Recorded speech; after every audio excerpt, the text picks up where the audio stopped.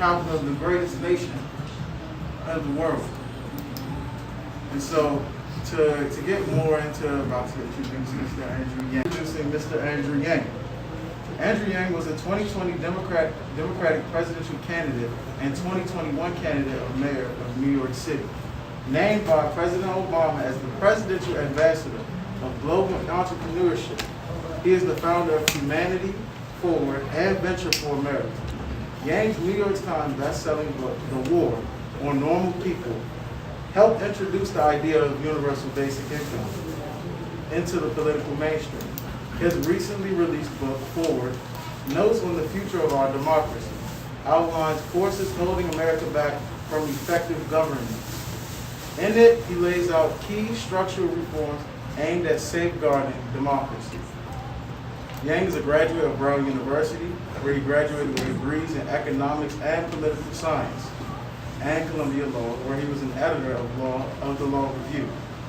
Between campaigns, he focused on providing relief to Americans grappling with the impact of the pandemic and building relationships with the candidates and elected officials across the political spectrum. He lives with his family now in New York. Ladies and gentlemen, please help me welcome Andrew Yang. It's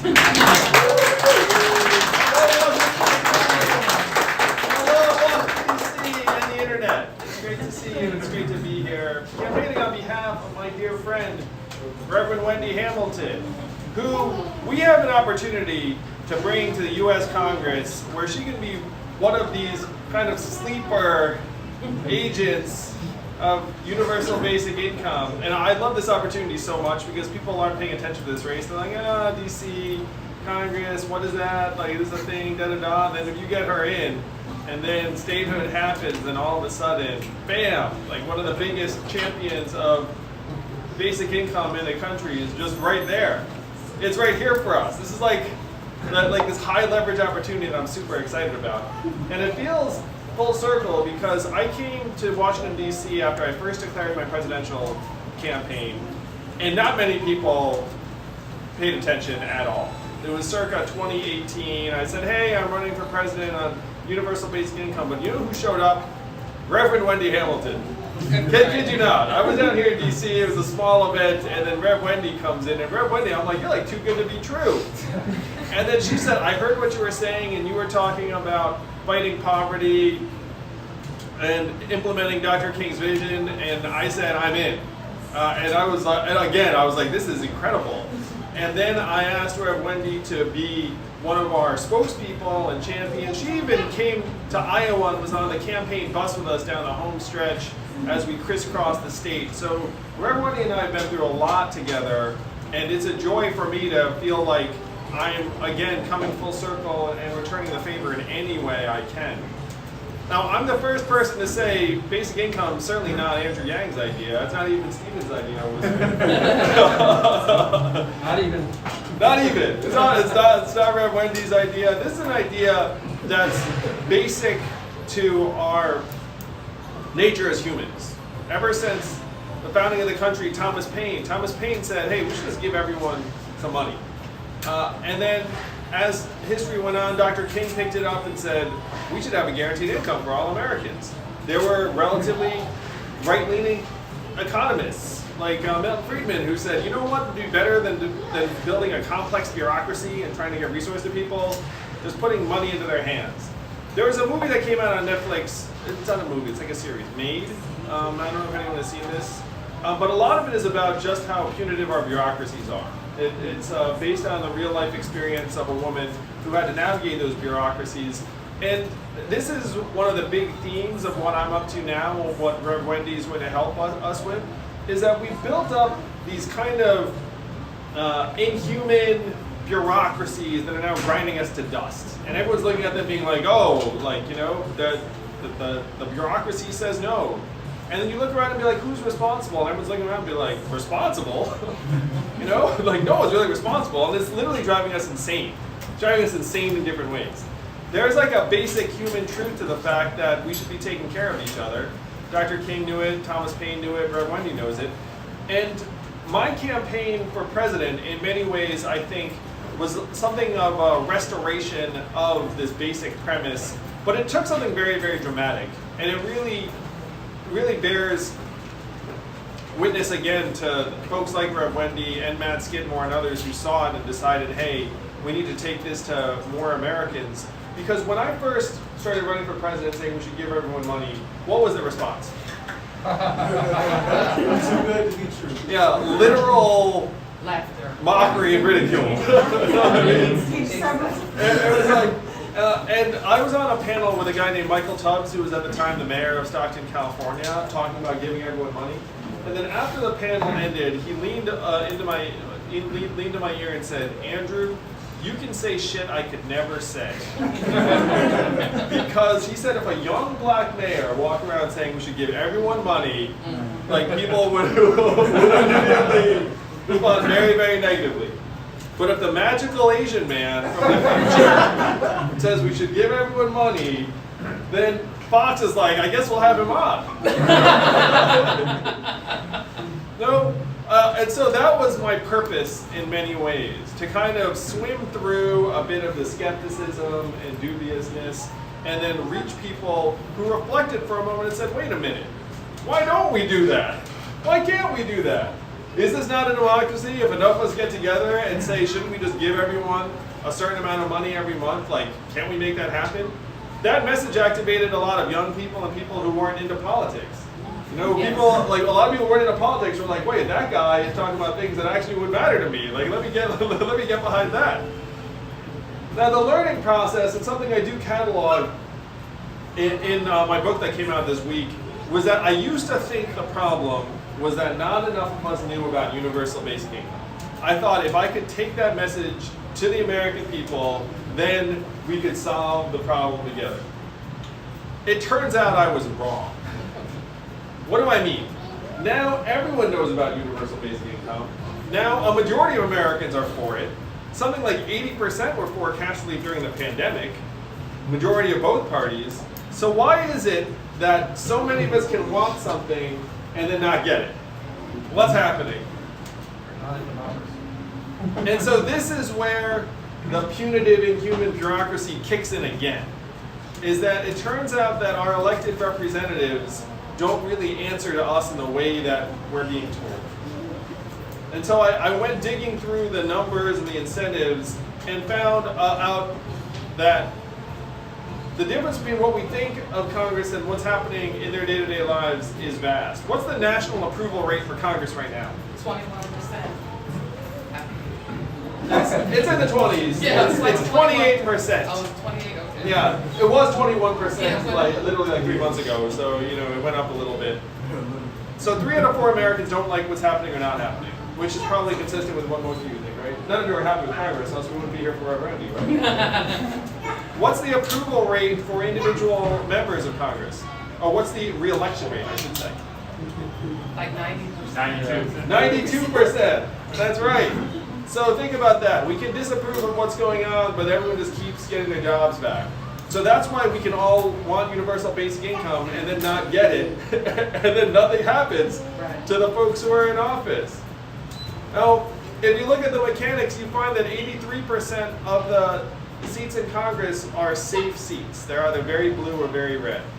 So for that individual member of Congress, they don't need to worry about making everyone happy. They just want to make the 20% of the most extreme partisans in their district on either side happy, which is why nothing happens here in this town. You have people on this side, people on this side, and they know if they compromise, like that, they're more likely to lose their job. And that's how the popular will gets diluted to a point where you can't even recognize it. Something that's happening right now in DC. Something like 80% of Americans want the government to be able to negotiate for lower drug prices. Very common sense. I campaigned for president on that. Is it going to happen? Probably not. Why? Because there are a few members of Congress who have been talking to pharma lobbies and been like, oh, I don't think that's a good idea. Like, why don't you just charge the U.S. government whatever you want? You know, like literally that's where our system is. So if universal basic income is the what, which we have to fight for, there's something I'm going to present to you all that I'm now focused on, which is the how. What we have to do is actually relink the popular will with what happens to our elected representatives. And you know that like that's the link that people think is there is not there, and we have to reestablish it. So that's my new mission, is to try and make this closed party primary system that's messing up all the incentives, make them into open primaries combined with ranked choice voting, which would then make it that every legislator has to try and please 51% of the people in their district as opposed to the extreme 20% on either side. And if you talk to 51% of people in the district and said, hey, what do you think of basic income? What do you think they'll say?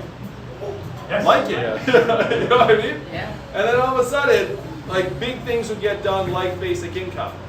But it starts with having folks like Reverend Wendy in office. And I started out saying that I think this is an incredible opportunity. It's a sleeper of a race. People aren't paying attention. A lot of people don't even realize that you can actually elect a member of Congress in Washington, D.C. So if enough of us get together, we can 100% get Rev Wendy in there. And then if Rev Wendy's in there, who's she snoozing with all the time? Other members of Congress all the time. Be like, hey, you should really check out this universal basic income program. And then if D.C. becomes a state, watch out. And all of a sudden, again, you have one of the preeminent champions in the entire country. So this is exactly the kind of opportunity we should seize, that we have to invest energy and time and resources and volunteering. I mean, the person that Rev Wendy is running against is, in many ways, I don't know her. I'm sure she's a lovely human. Yes. But one of the things that I think is true is that we need to have something of a rejuvenation of leadership here in DC. One of the things I'm proposing in my new mission is I think we should have term limits for members of Congress. I think that people coming here and then being here for decades and decades, it's too much. You know? Like at some point we have to be like, hey, you've done great. Like, head on home. Let's get some new in there. Like I wrote an article recently that got some notice about how campaign life will like mess with your mind. You know what messes with your mind even more? Being a member of Congress. You know what I mean? I've been there. Just like members of Congress, they're like, oh, let's go to the lodging breakfast. It's like a constant barrage of money and cameras and attention. And then imagine doing that for literally 25 years in a row. You think that person's going to be like a normal person who's going to look at someone and be like, 3/4 of Americans, just like they don't like what's going on in Congress, 3/4 of Americans want some kind of term limits. So it's common sense again. And one of the things that we're seeing is that we have this entrenched leadership that's not really responsive to the needs of our time. You know who's going to be responsive to the needs of our time? Our friend, Reverend Wendy Hamilton. Who here is going to help her get elected as the next president?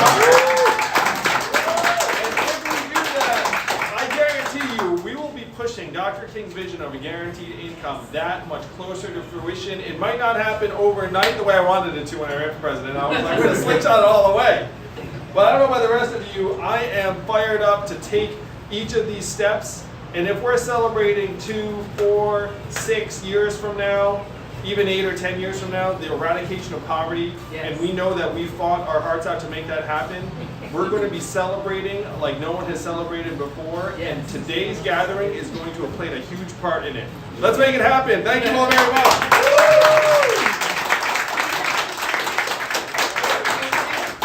A couple questions? Sure. He's great, right? Well, thank you so much for that, Andrew. Your support means the world to me. I really, really appreciate you coming down and visiting D.C., the next 51st state of the United States. Yes, the Douglas Commonwealth is what our new name will be once we become a state. And I'm glad that you mentioned that and tied in UBI to statehood, because I believe UBI is absolutely a statehood issue. Because once we become a state, then we can advocate for it statewide. The beauty of UBI is that here in DC, there are efforts around the city right now to get UBI on the map. There's a couple of pilot programs, one at East of the River, shout out to them, East of the River Drive. Also my friend Melody Webb, who has the DC UBI Coalition. They helped coordinate the Basic Income March last weekend, which was amazing. Did anybody go to their Basic Income March? Yeah, that's right. So I think all of these efforts together, we can leave that down, it's fine. Doesn't want to stay out there. All of these efforts together, I think, are bringing attention to what UBI is and what it can do, particularly here in Washington, D.C. And so as Andrew mentioned, I learned about UBI through his campaign. I read this article in 2018, The Robots Are Coming, in New York Times, introducing this young Asian gentleman in New York who was applied and filed to run for the presidency in 2018. And I'm thinking, who's even thinking about 2020 right now? I've still got a little bit of PTSD from 2016, but you know, I digress. But as I'm reading what his plans were, I was thinking, oh my gosh. What struck me about it and what strikes me about UBI the most is that it is a tangible solution. You know, a lot of times politicians come with these beautiful, flowery ideas, this rhetoric, oh, we're going to restore all the jobs, we're going to bring you retraining, and we're going to do all of these things that we all know have a very slim to little chance of actually getting done, right? But you say what you feel like you need to say to get votes. Whereas UBI is like, listen, I know you're going through it right now, and I'm going to put some money in your hands right now while we figure out the other things. And that's what attracted me to UBI. And even as I travel around here in DC talking to DC residents, everybody is pro-statehood, absolutely. But you know what? Some of my folks, even east of the river where I live in Ward 8, the great Ward 8, and talking to some of those folks in Ward 7 and Ward 8, they're saying to me, Reverend Wendy, statehood, yes, absolutely, but how's statehood going to help me pay my bills? How's statehood going to help me put groceries on my table? And that's why for me, UBI is directly tied, because when we become a state, that's the first thing I'm going to advocate for. I'm going to start a UBI squad on Capitol Hill. You understand what I'm saying? And so I think all of these are very, very important. So I appreciate... UBI squad. Yeah. I love it, the UBI caucus. That's it. Claiming it now. So, Andrew, you know, you mentioned a little bit of what you said, but what were some of the objections, and what are some of the objections and skepticism you still hear about universal basic income, and those that say why it's not possible? Oh, sure. So there were two big objections I got on the trail, both of which have essentially been dispelled over the last number of months, unfortunately. Number one is, where are we going to get the money? And then now we know, so what I said at the time was like, look, does anyone remember asking where we're going to get the money when Wall Street needed a $4 trillion bailout? You know, I don't remember that conversation. So, you know, this is going to be less than that. People were like, oh, like hemming and hawing. But then the CARES Act got passed when COVID happened, $2.2 trillion, and people and families only got 17% of that money. $2.2 trillion, if you do the math, is enough to give every American $1,000 a month. You know what I mean? Like, I'm going to suggest that if that had been the CARES Act, most of the people would have been pretty pumped. Would have been like, you know, you really do care. You know, $1,000 a month for 6 months. But instead, we got $1,200, and then the other 80% got plowed into airlines and like big companies and the rest of it, which didn't really make that much sense to me at the time. But that's number one: is where do you get the money? Right. And then number two is, what are people going to do with the money? And that's also been relatively settled in that everyone got $1,200 and $600 and $1,400 and child tax credit, and the people did what you'd expect, which is they just you know, spent it on food and car repairs and student loan debt. I'm guessing. Sorry, I saw it. No, you're right. And just made people's lives better. So those are the two main objections that I got. The objection that I want to say is now happening is related to either inflation or participation in the workforce. Because people are concerned about inflation, and people are concerned that people aren't going back to work. So for the second one, I say, look, right now, tying money to not working is messing with people's incentives. And I talked to a young person who actually worked on my campaign, who was 25 years old, who was getting maybe $500 or $600 a week on unemployment. And the person said, it's like, look, I'm not going to do anything until this thing runs out.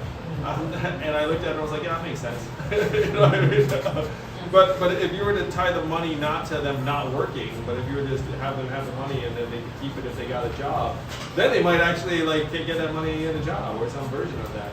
So right now we have negative incentives attached to it, and that's one thing I want to try and explain to people. The second thing about inflation, I try and tell people, look, like inflation's not being caused by an increase in the money supply, it's being caused by a breakdown in the supply chain where you just can't get stuff, and then the stuff that you can get is more expensive. Yes. So those are the concerns that I'm hearing now, but I'll say resolving the first two is a big deal. Agreed. I think UBI initially is such a big brain concept, you know, that people, I think, weren't ready to really acknowledge that we had the capacity. Oh, we had the money the whole time. We had it the whole time. And I think that, like you said, the stimulus payments, those coming out, because I distinctly remember, Andrew, being on that campaign trail with you in Houston, I believe it was, at the debate. Somebody else was there, all right. When you announced that you were going to do a basic income pilot for 10 families. Was that Houston where we were? Yeah, it was Houston. And the moment that you made that announcement on stage, laughter ensued. I mean, even a couple of his colleagues, if you all were watching that particular debate, you know, they laughed at him for even suggest, oh, it's a gimmick, oh, he's just trying to buy votes and all of that.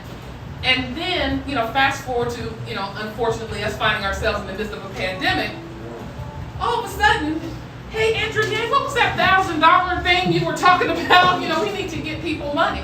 And quickly you saw them come about, and I honestly think they landed on the $1,000 amount based on the freedom dividend and what you had recommended in the presidential race.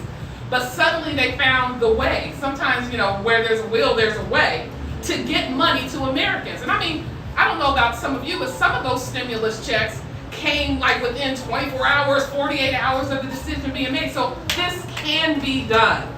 It can be done. We just have to be willing to be courageous enough to do it. And I am hoping that the folks like myself, like Andrew, like others who are running with this sort of optimism that believes that things like this are possible can forward the conversation. And, you know, being involved with Andrew's presidential campaign really inspired me. I didn't know at the time that I, you know, decided to run for Congress, but I was just inspired by his ideas. Running was never really about him. It's not about me. It's about the ideas. It's about what we can do for people. And so you inspired me in that sense. I'd love for you to share what inspires you. What inspired you to even take that presidential run, and even you've been doing a couple things since then too. So what's your source of your inspiration? Yeah. Well, the presidential run was certainly the most extreme decision I made, and you know, I write in my book about how even friends of mine were like, like, I don't know about this, you know, like they'd have an event for me and be kind of sheepish about even introducing me, you know, they're like, why aren't you hosting this event for me? Like, what's going on? So that was certainly the most extreme thing that I decided to do, but that was born of my work as a nonprofit founder, where I'd gotten these awards for good work I'd done with Venture for America, and I started to feel self-conscious about the fact that I was like, the problems aren't getting any better. I mean, you know, you're clapping me on the back while people are seeing their lives disappear into the mud. And so I thought, well, if I'm going to be honest, the only way we could really make things better would be something very dramatic, like $1,000 a month for everyone. And so let me take a shot at making that happen. And I had this confidence and belief that I could have a positive impact. Now, among us, did I think I was going to be the next president of the United States? Probably not. Almost certainly not. And then did reporters always ask me, it's like, are you serious that you're going to win? And then you're kind of in a bind, because if you say no, then it's like, oh, then screw you. You're just like wasting everyone's time. But if you say yes, then you seem crazy. So then I would always say things like, you know, I'm very confident that we're going to have a positive impact, or there are different ways to win, or like something that kind of answers the question without answering the question kind of thing. And so that's where I set out Reverend Wendy, where because I'd run a nonprofit for 6.5 years, I actually fancied myself something of an activist. And so I saw my presidential campaign as like the biggest act of activism one could undertake. I didn't see a way it could do harm or lose. I saw a tremendous upside. I thought I might be able to accelerate the end of poverty. And I'm grateful to everyone who helped that vision come to pass. I do want to comment too that after the campaign ended, I founded an organization, Humanity Forward, that continues to lobby for cash relief to this day. And it's it's in touch with various members' offices, trying to give them the data on how awesome cash relief is. So when I think about the things that I've done, accelerating the awareness of UBI and then having an organization that's actually doing the work and this is one thing I also do want to emphasize to everyone who's watching this right now. It's like there's an idea, and unfortunately in this day and age, the idea is secondary to whether someone's there doing the work and at the point of contact and make it happen. You know what I mean? Like, because of what I said earlier, which is like we can all think something and it doesn't matter so much as like whether there are people feeding information to Congress members' offices. It's one reason why, since there are a lot of young people here who are interested in politics, like, you know, there's a chance that you might wind up in one of these situations where you're actually like, you know, bringing the policy to the folks. So, and I'm a very practical operator, so there's like the big idea and awareness, but I'm incredibly proud of the fact that there's an organization actually lobbying for this every day that I founded. So, you know, it's the work of my life. Well, I'll share something else too. It's just fun. I did work very, very hard on the presidential trail, where I was like, I'm gonna like just do everything I can in my power. Really, you know, like I had nothing else, space for nothing else in my life at that time. And then when the campaign ended, I felt good about our impact, and I felt like, okay, I did what I set out to do. It took me several years. And there was part of me that was like, okay, what lies ahead for me? You know, like I kind of did the thing. It was a big thing.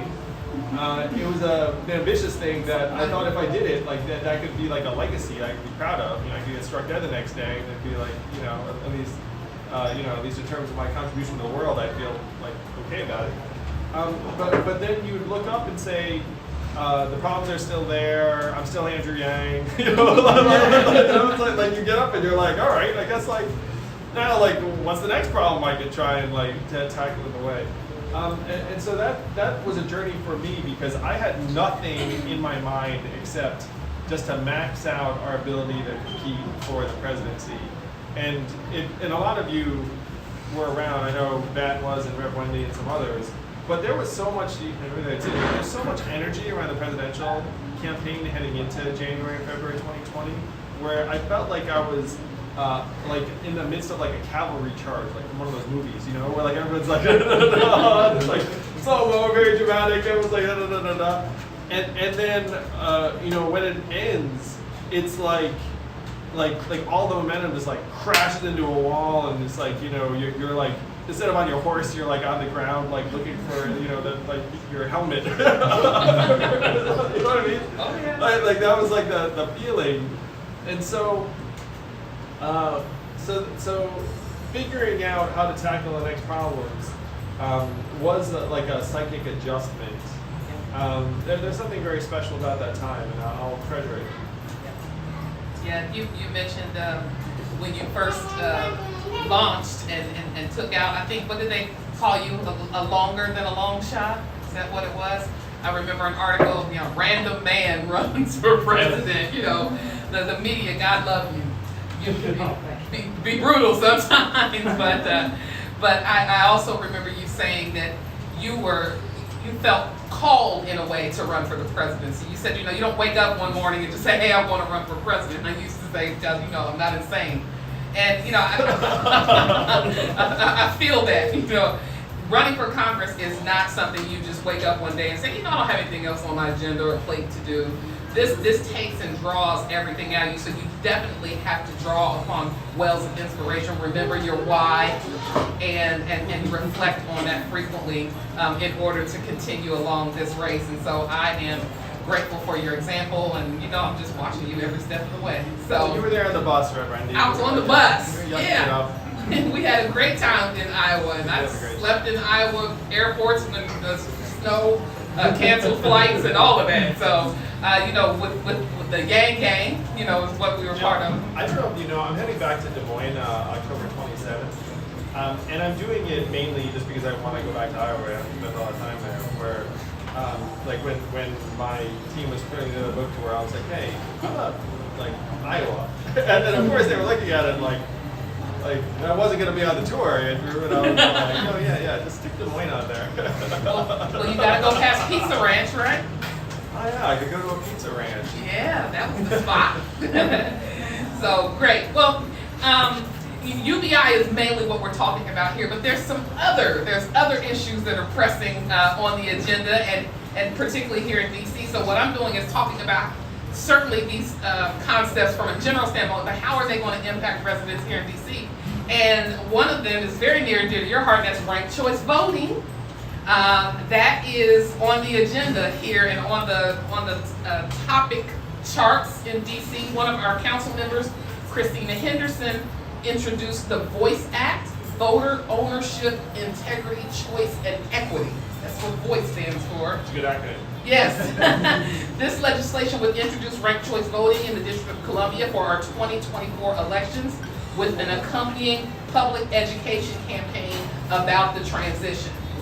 Now, I'm excited, right? That's great, right? Ranked choice voting in DC. Let's do it.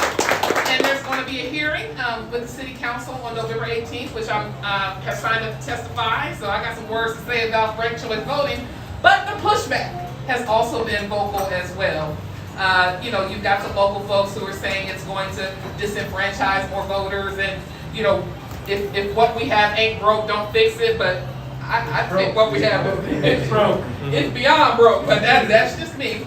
And so I'd like to know, what are your thoughts, Andrew, on ranked choice voting, especially after having just had firsthand experience in your New York City mayoral?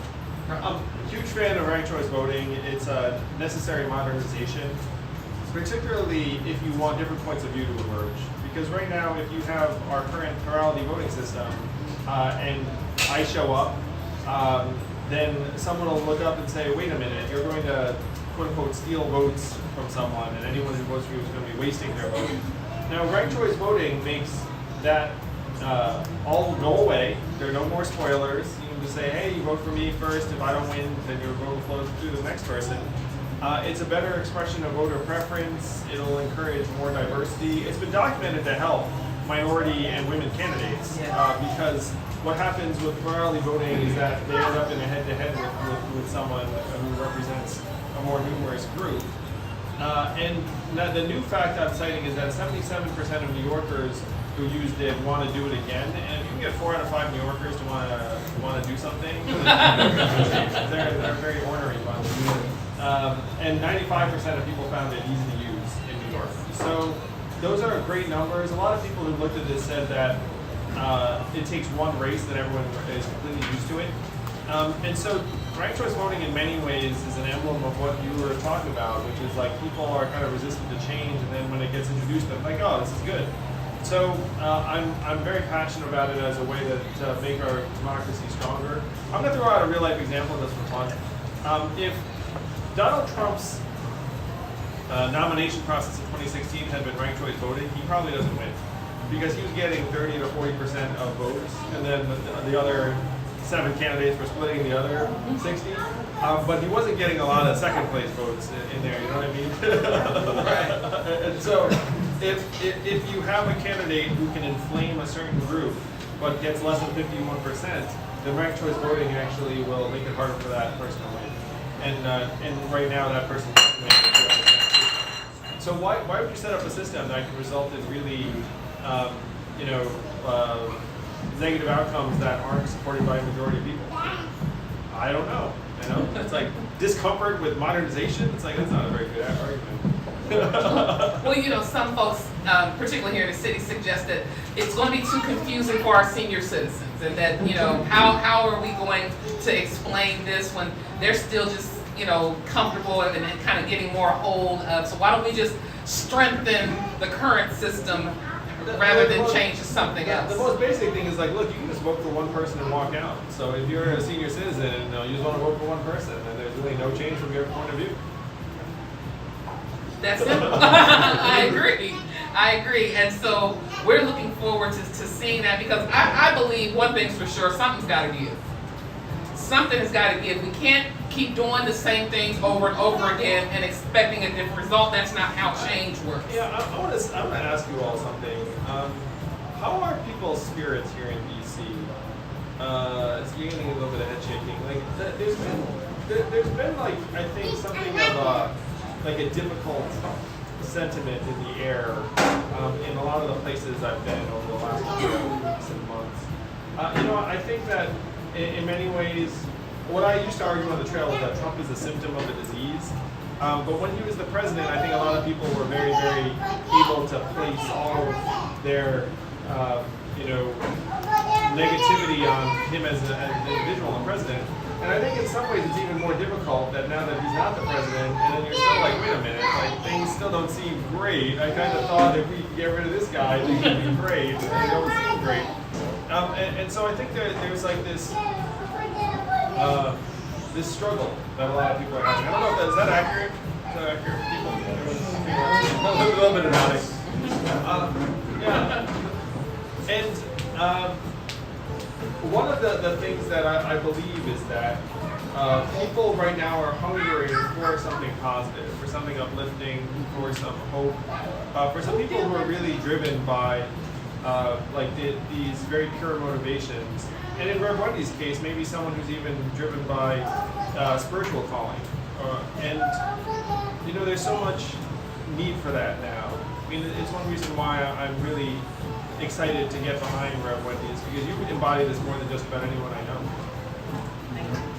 Thank you so much.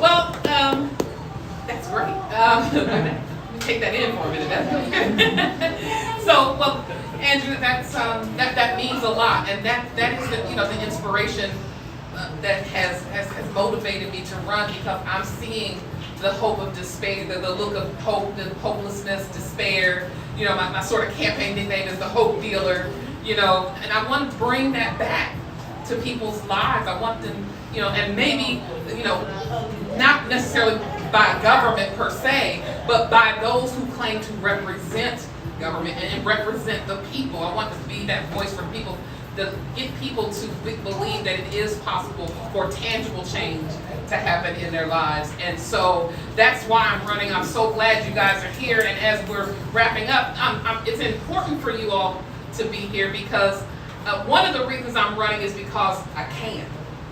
But so can you. My hope is not that, people say, oh, well, Rev Wendy, she ran and, prayerfully she'll win. But I want other people to say, well, if she can do it, I can do it. I'm running against a 30-year incumbent who I very much have a lot of respect for. You won't hear me say anything negative about the current delegate, because she's done a wonderful thing for the city. I don't believe you have to put somebody else down to lift yourself up. I don't believe that's necessary. And so what I'm saying is, I'm not running against Delegate Norton. I'm running for DC. I'm running for the city. I'm running for the voice and the voices in this city that I talk to each and every day, that I would love the opportunity to represent in a very authentic way on Capitol Hill. And so that's part of why I'm running. And so, thank you. But I too want that to inspire you in this room, because I think DC could use a fresh infusion. Could it not?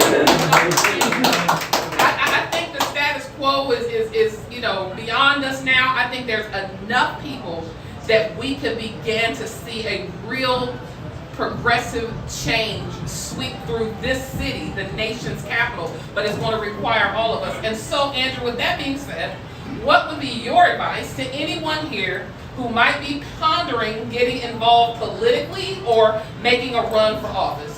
Like I said, they called you a longer than a long shot back in 2018. I'm hearing some of those same comments myself, but it didn't deter you, and it's not deterring me either. What we're striving for here, I've always believed, is bigger than us. So what are your words of encouragement? Because I believe some of the future of DC and our country is sitting right in this room.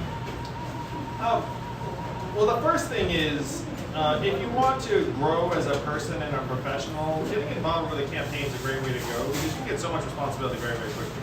So much. I mean, there's unlimited work to do, for one thing.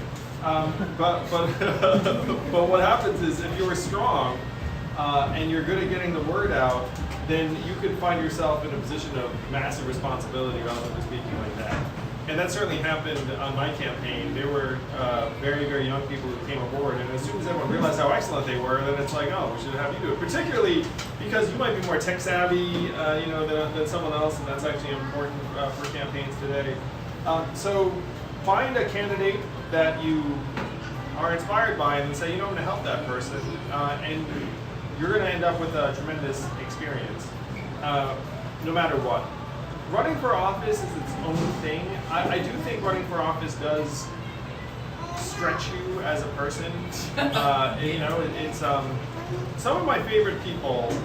How many of you all know who Crystal Ball is? I don't know if you know who Crystal Ball is. So Crystal Ball and I have become friends over the last number of years, and she ran for Congress as I think like a 28-year-old or something along those lines in Virginia in a fairly Republican district as a Democrat. And she said that when she first went to a women's event, Support Women in Politics, and they asked her what position she's running for, she had a very hard time saying U.S. Congress. She was like a 28-year-old woman. She had a baby with her actually at the time. And then when people were like, "Oh, what are you running for?" and they go around the room and people were like, "School board," or you know, this, that. And Crystal's like, "U.S. Congress." and so people regarded Crystal as an unlikely candidate. She did not win that race, but she wound up on MSNBC and then on the Hill, and now she's this voice that a lot of people respect and admire a great deal, including me. And I know other people that didn't have the exact same arc as Crystal. But another person that comes to mind for me, a guy named Nick Troiano, who ran for Congress as a very young person in Pennsylvania, who now is the head of an organization called Unite America. What happens when you run for office is you grow. And then after you grow, there are a lot of things to do. This is a country that is very much wanting for real leadership. I'm going to suggest that to you all. So if you put yourself in position to grow, you're going to find yourself with a lot of people that want to talk to you, that want to try and put you to work. So, you know, I encourage people to think in those terms, because you can lose a race and still end up really speeding towards your bigger picture goals. Agreed. Yeah, I was actually going to come to that. Are you okay with a couple of questions? Sure. Andrew? Okay. First of all, will you be running for office again?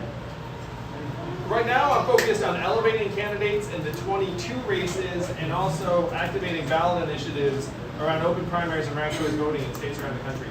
And can you tell me just why is universal basic income so necessary?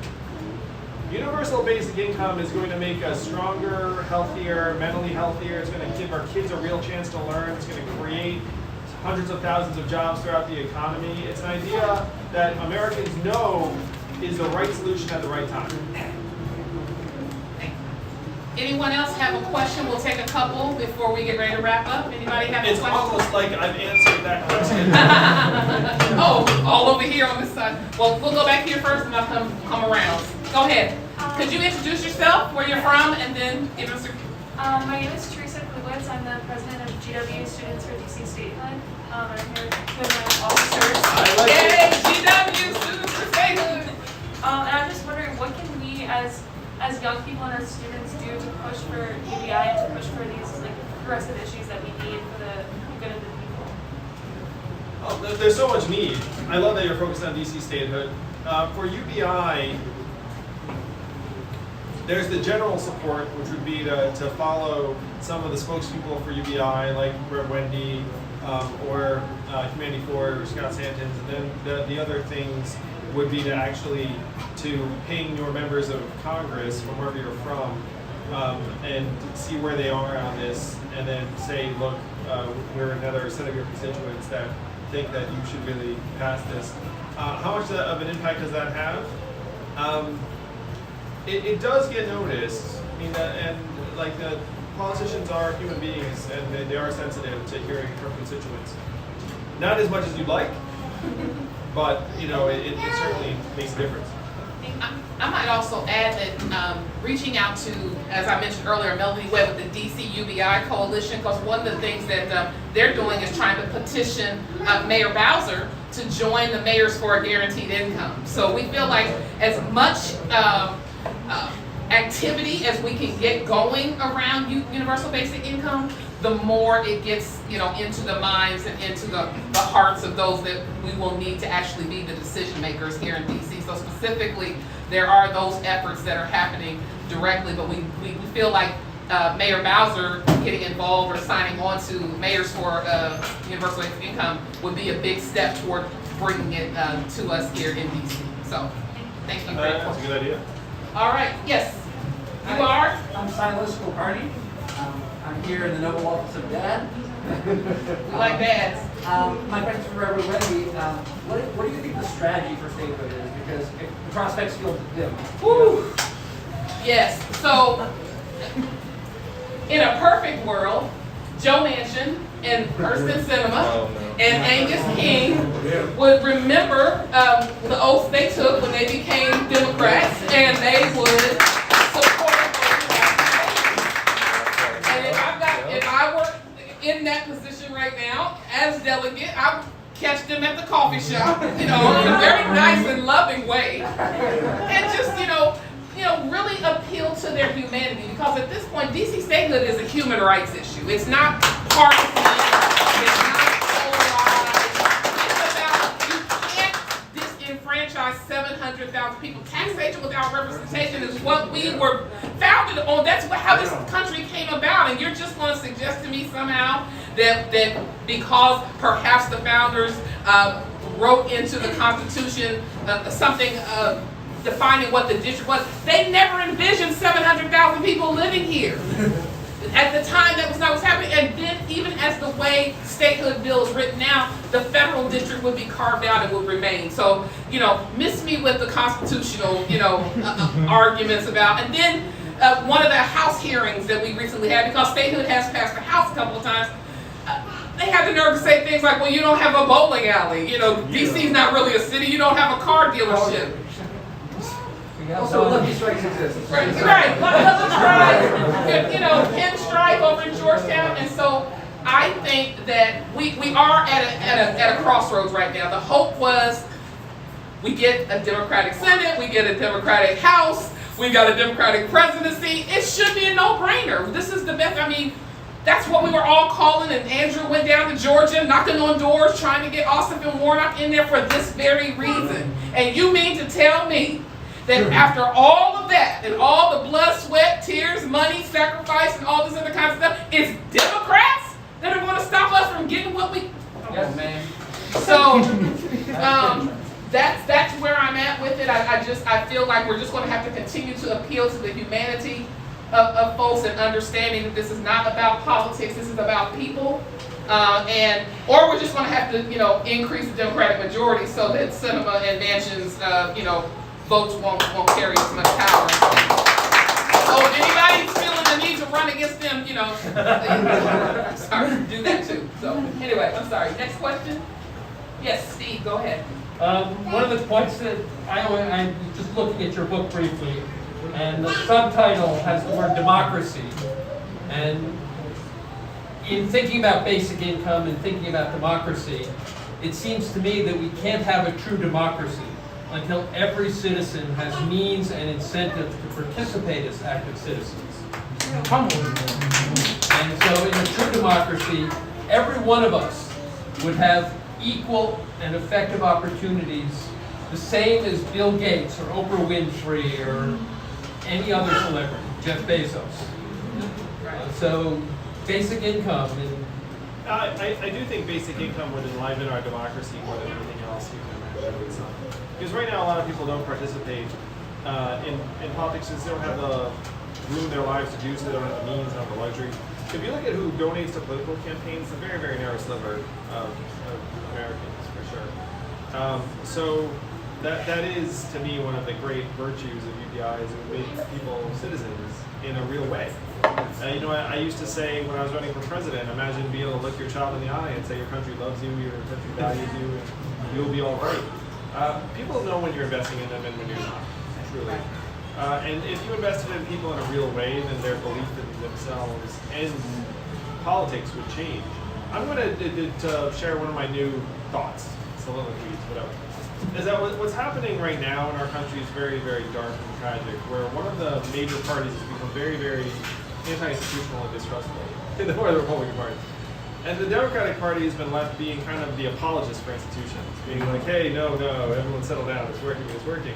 But unfortunately, institutions have real problems, and so that case is like not really a slam dunk for people. We're like, you know, and so that's like the great challenge at the time, in many ways, is how can you actually refresh and rejuvenate the institutions so they live up to their promise, and then make a case to people who have stopped believing and say, no, you can believe too.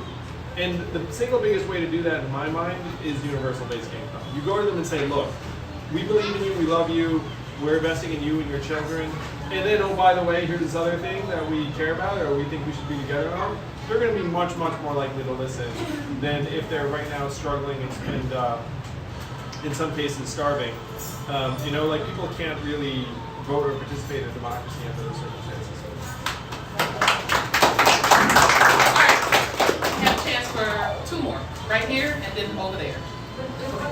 Hi everyone, my name is China Brody and I'm the American University Student Body President. Really? Yes. Wow. I'm sorry, say it again. I'm Student Body President of American University. The Student Body President of American University. Thank you. All right. Thank you. All these eagles in the house. Thank you. All right. So I just want to say first off, thank you so much for having this event. I'm really just been taking in what you both said. And my question is, as students of DC and watchers of history, what would you say to our generation? How do we best mobilize right now at this moment to get our voices heard? And you just alluded to this feeling of like, just it feeling like dark and tragic. So how do you get past that to focus on actualizing real change? No, I'm going to give a very, very basic answer in terms of good feeling, but it's really to try and get off the social media a little bit more. Because right now, if you get on social media, it's going to depress you, and that's a real thing. You know? So I can't tell you how many times, because I use social media a lot, as most of you know, because I'm trying to, at this point, I'm trying to make very, very big dramatic changes, and social media is a tool. But I can't tell you how many times social media has gotten into my head where things are dark and tragic, and then you'd look around and be like, oh, it's actually a nice day outside.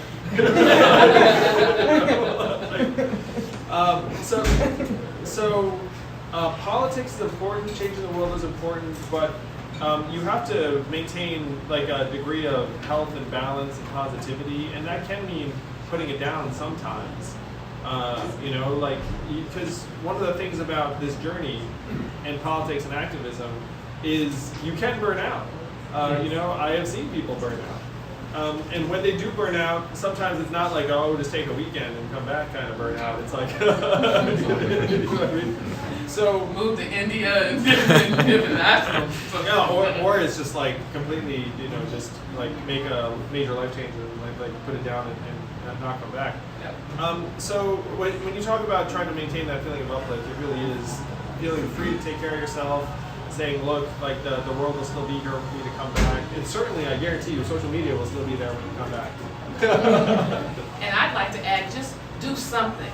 I think sometimes, and things can appear so overwhelming, it's kind of like, well, where do we start? What do I do? I agree with that. That's great advice. And so just, what can I do? Rather start from a place of what can I do. It's very easy to define what you can't do. People say to me, Wendy, why Congress? Why didn't you start with mayor or city council or something like that? Well, the one thing is I know myself, I know my strengths. Mayor, city council, those are more administrative tasks, more executive tasks. I'm an advocate. I speak to the masses. I can use my voice to speak up and out and write policy and do those things that impact people. So I leaned into what was my strengths. And so figure out what your strengths are and where you can best utilize them at this particular juncture in your life, and be honest with yourself. Because burnout can be real. Sometimes we get all excited, yes, I'm going to do this, I'm going to help this person, and I'm going to try to do this on the side, on top of my books, on top of my responsibilities as the president of the school. No, be realistic, but be relevant, and figure out what's that one thing that I can do. So at least I feel like I'm making some effort toward making change happen. Yeah, taking action. And I only feel better about a problem if I'm doing something about it, and then as soon as I do something about it, I feel better. Most of us are on social media, and I kind of try to take it in small bites, because if you don't, it can really overwhelm you. But complaining has its place, but so does action. And sometimes I just want to jump into some of these threads and say, Stop it! Take some of this energy and redirect it. Do you know how many doors you could have knocked on just with that 7-piece thread that you just put on there, talking about why somebody else is not doing it the right way? Get out there, make it happen, do something, because at the end of the day, you can feel like at least I contributed. That's we're all here to contribute something. Everybody in this room has something that you can contribute. And so decide what that is, what's the most effective way, particularly here in DC, and there's a lot of room, folks. Listen, there's a lot of opportunity for us. I think timing has a lot to do with it now too, and I think the time is right for change, for progressive, big sweeping change, not incremental change. I'm talking about the stuff that's like, boom, you look back, and that's why you see so much resistance, right? Because I think people know it. They know that there's the time for change is like on the horizon. It's more like there, so you see more like no. You know, but you know, and I even had someone say to me, "You're running against Delegate Norton." She goes, and I said, "Yeah." I was like, "Is that okay?" She was like, "Well, I'm afraid you might be here." I'm like, "Thanks." I mean, I don't know what to do with, you know, but it was almost like, you know, just this notion that there could be a potential change happening, and am I really ready for that? You know, and so, but the more that we get into the process, the more it helps people get up to speed with that. Francesca, I didn't see your little hand back there, but that's my girl over there. What's your question? What is the first thing you're going to do once you get involved? What's the first thing I want to do? I want to go down to the National Mall and dance. I want to do that every day. And then I want to see what I need to do to talk to Joe Manchin and Kirsten Sinema and Angus King. And I'd like to make an appointment to talk with them. And then after that, I'd like to find out why Louis DeJoy is still at the United States Postal Service, because he has slowed our mail down tremendously. And I want to know what's going on there. And then I'd like to talk to the National Park Service, because that falls under my jurisdiction as delegate, because there are some park services, particularly east of the river in 7 and 8. They're not taking care of what we need to do. They're going through and they're sweeping out homeless encampments. You know, a bulldozer hit someone in a tent yesterday trying to clear out an encampment. So there's a whole host of things that I would do that I believe would benefit the DC residents day one. Yeah.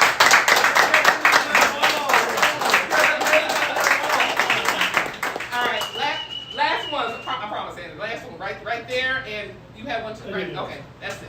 Hi, so first of all, my name is Shivani Desai. I'm the programming director for GW Students for DC Statehood. Wanted to thank the two of you for speaking with us today.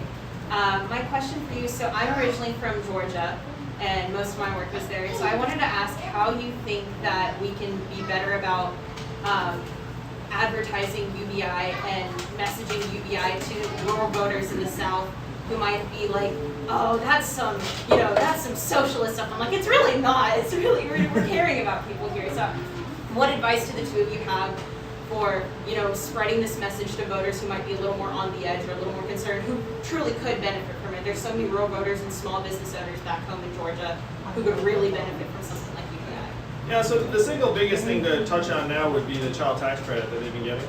Yes. And everyone gets it and loves it. And then just say, hey, like, I would just like the child tax credit, but for, you know, you too. and one of the things that does work on these voters, I found, is like other people are getting it, shouldn't you get it too? And then that's like a good argument. Right. Yeah, just reminding people that it's similar to once the stimulus payments started happening, because one of the biggest barriers was people would think, number one, the government's not going to ever do something like that, and number two, there's going to be a string attached if they do it. Like surely they're going to come back and get it or ask on something on the back end. So using the stimulus payments to say, look, it can be done, you know, and this would be similar to the stimulus payments, but on a recurring basis. Then people have sort of a tangible frame of reference. All right, last question. Yeah, my name is Joel Cossey. I'm the vice chair of the ANC for 2A, which encompasses GW. First, I want to make a statement. Wendy, I hope when you get to Congress, and you will get there, that you are less polite to those people who try to tell us that apples and orange and bananas are peach. There's many of them up there. Yes. To Andrew, the Republican Party under Trumpism, so to speak, has become a well-oiled machine that is subservient to the fear of losing office. And they all speak the whatever language of the day the Republican Party puts out, like a well-oiled football team. The Democratic Party has become a splintered group of ambitious individuals with different agendas. And to the point that we now control the Senate and the Congress, the White House, and we are having issues with getting things through. What advice would you give to potential young Democrats in this room here, when joining, if they make it to the Congress, or when they make it to the Congress or the Senate, about how to unite the party? One of the things I'm a big fan of is that people will actually follow whatever their incentives are.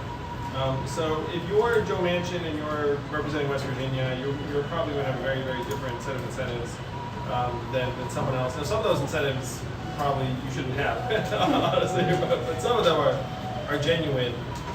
And so, to me, the big change we have to make is to make it so that it's actually in people's incentives to do what you want them to do. And that could include Republicans crossing the aisle, and include Democrats working together. Right now, to your point, Republicans are a well-oiled machine and there's very little divergence. One of my big tasks is to try and change their incentives so that if they decide to cross the aisle, it doesn't mean that they get voted out of office. It's like a traitor to their party, which right now is unfortunately the dynamic that's built up. And this is a very, very big ambition, but I do want to leave you with this thought. We have a very fragile system right now, in part because there are two major parties, and the founding fathers didn't imagine ever having a system that looked like this. Like, this duopoly is like a nightmare for them. So if you were to want to build a more resilient system, you would have 5 parties like the UK, or 8 parties like Sweden, or 18 parties like the Netherlands. And then if one of them has bad leadership, it's a problem, but it's not an existential problem. You know what I mean? If you have 2 major parties and then one of them has bad leadership and then everyone falls in line, like, that's a major, major problem. And so we've actually set up a very fragile system because we have this, frankly, dysfunctional duopoly, nothing in the Constitution about it, so none of the safeguards work. It's been in effect for 150 years, and you could make different arguments about how it's been working. But now you're seeing one party succumb to very poor leadership, and it could be calamitous. And so then the other party's looking at it saying, okay, how do we keep that from happening? And we're looking around saying, wait a minute, like, your side's not exactly like dunking on the other side. And so to me, the task is to actually try and make the system more resilient as quickly as possible. You know what I mean? Like instead of framing it as like, hey, you're gonna like somehow like cast this one party like into oblivion, which frankly does not seem to be happening by the numbers. Or it's like, hey, let's turn around and actually like make the system more sustainable and resilient as quickly as possible. So that is what I'm going to submit to you all should be our big mission, is to try and make it so that the incentives change quickly, the system becomes more resilient quickly, and then when you want to get something done, it's not that you have to get one group to cross one aisle, it's that there are 7 parties and you're like, hey, I've got 2 of the parties on board, what do I need to do to get the 3rd party on board, and then go from there. Well, what do you think of that vision? Well, thank you again for coming tonight. I know you got a couple little things happening. If you want to mention that real quick, what's going on tonight? I'm running off to a very small event and then a book event at City Winery that's going to be a blast. We're going to have books. We're going to sign them. If you're on the internet, you can just buy the book and then I can't sign it for you. But we're having a book event at City Winery that should be a lot of fun. There are a bunch of people that are going to be there. We're going to talk about the future and talk about some of the ideas that I talked about tonight. But right now, it's just for Reverend Wendy. Let's get her into Congress.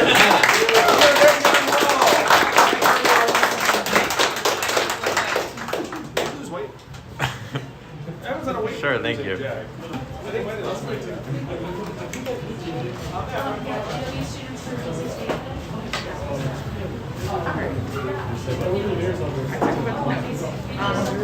I also wrote down the timestamp.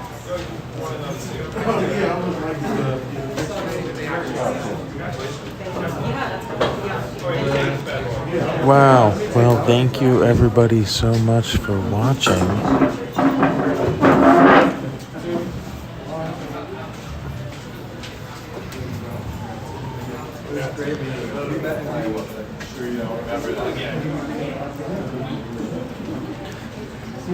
So, as you heard, there's gonna be another event later tonight. It's the Andrew Yang book tour. This was the Andrew Yang Reverend Wendy hangout meetup. Okay, I'm from Swan. So I say Atlanta for And, We're gonna get there.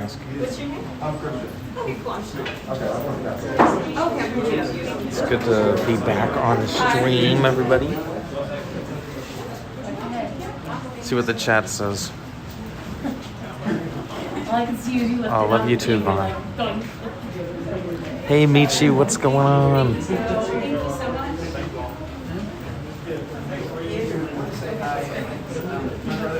so much. Alright, so here's what's gonna happen, stream. We are gonna start another stream, I think at 7:30 p.m. For the next event. So Good luck in school. we're gonna see you then. But real quick, if you guys want to help Reverend Wendy get to Congress, I think in the description of this video we left a link to donate. So if you could please just go and donate any amount to Reverend Wendy to help Reverend Wendy to get to Congress. One of the most inspiring speakers you can ever listen to. Then donate now. Link in the description. Oh, thank you so much, Candace. Appreciate you too. It was such a pleasure to see all of you. We will be back at approximately 7:30. All right. Take care, everybody.